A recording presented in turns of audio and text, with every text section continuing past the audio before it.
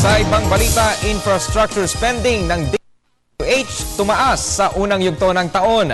Mga ginugol ng ahensya sa mga proyektong pang-infrastruktura na katulong umano upang mapalago ang ekonomiya ng ating bansa. Narito ang ulat ni Noel Perfecto. Ipinagmalaki ni DPWH Secretary Rogelio Singson ang naitalang malaking pagbabago ng kagawaran sa paggugol ng pambansang budget. Bunsod na rin umano ng mabilis na implementasyon ng infrastructure projects sa unang quarter ng 2013 na nagresulta sa 86% na pagtaas ng infra-spending. Base sa naitalang trabaho, nakagastos ang DPWH ng 18.7 billion piso mula January hanggang March ng 2012.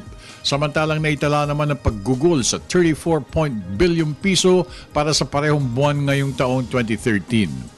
Ang extra na 16 billion pesos ay ginastos sa piling mga proyekto na nakatulong sa pagsulong ng ekonomiya sa bansa sa ilalim ng Aquino Administration. We're looking at maybe another 6 billion.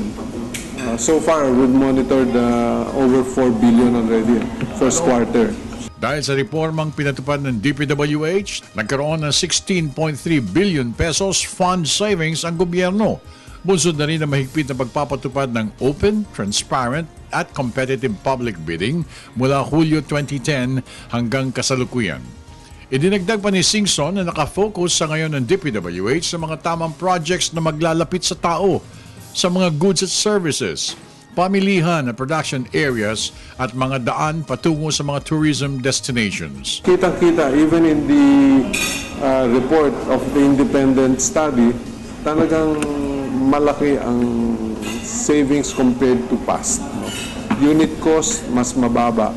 Tungkol naman sa mga sangkatutak na road repair sa Metro Manila area, agad na humingi ng paumanhin si Singson sa hindi pagtatapos ng mga gawaing kalsada bago dumating ang pagbubukas ng pasukan. Para sa Telebisyon ng Bayan, ako naman si Noel Perfecto.